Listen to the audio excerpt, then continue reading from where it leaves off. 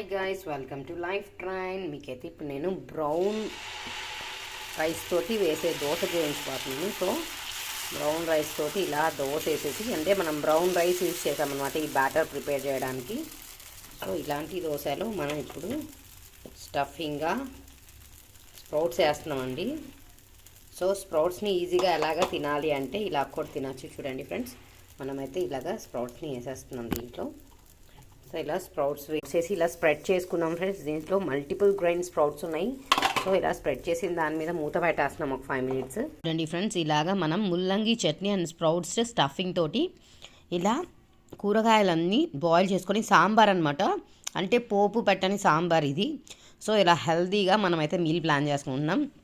So sprouts, brown rice, vegetables, protein, ఓ healthy meal అండి. కంప్లీట్గా ఎంజాయ్ చేయండి.